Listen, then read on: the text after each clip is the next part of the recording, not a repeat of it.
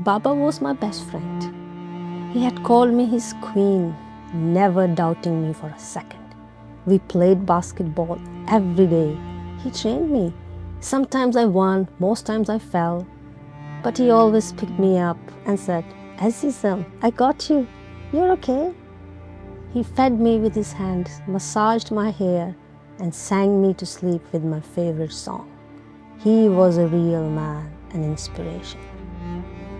I always went to sleep with a smile on my face, hoping those moments will last forever. But one warm night in summer, as I lay in my room under the cover of darkness, something felt unusual, different from other nights. I got up and walked to the window. The air was still, airy, but peaceful. No house had its light on, and the street lights were off. That was not the Tehran I was used to. At first, it felt like a dream. Just then, in the distance, I saw something in the sky. "Is that a shooting star?" I whispered to myself. Squinting my eyes, I leaned closer to the edge to make out the moving light. Then the realization hit me. The light was moving towards me. Fast, very fast. My heart started to race. That was not shooting star. Before I could do anything, darkness lifted from the city in a flash of blinding light. For a split second there was silence. And then came that horrible sound. The sound of human screams, sirens, and what could only be described as shuddering earthquake. I was frozen. Was this fear? Why couldn't I move? I kept asking myself those questions. More bombs dropped, closer this time. My mind screamed at me to run, but I couldn't move. I just stared at the lights dancing in the sky like fireworks until reality struck when they hit the ground. Then it all hit me. "Baba!" I screamed at the top of my lungs and ran to his room, but he wasn't there. My heart pounded in my chest, and without thinking, I ran out into the street, wondering if he had gone into danger. The first thing I felt was suffocation from the smoke.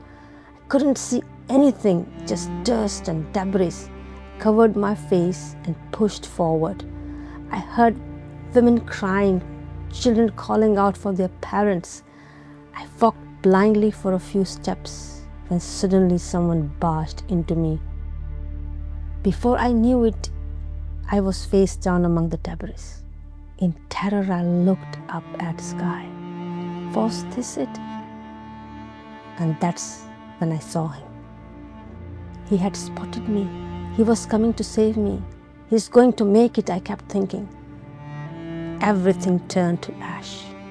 Houses collapsed. A wall of fire rose. At first, I felt the heat like an oven. Then I smelled the smoke. Blinded by the thick smoke, I caught up and reached out, arms wide, trying to feel Baba with my fingertips. I screamed his name, "Baba, Kedar," but nothing. My heart raced. Everything felt faint. Dust was everywhere. This was my worst nightmare. I looked for shelter and hid until the air quietened. Every chance I got in between bombing raids, I screamed for him, "Baba!" But there was never a response. I closed my eyes, and somehow in all the chaos, I fell asleep. I didn't know how long I had been there. I felt weak, unable to move or speak. I needed water. All I could hear was, "Aziza, I got you. You're safe."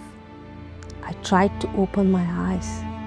All I saw was a blur. Then slowly the sounds of the world began to leak in. I was moving. I looked up and saw a figure, and then I saw him, my savior, my Baba. Unfortunately, that wasn't the end. It was only the horrific beginning for Iran.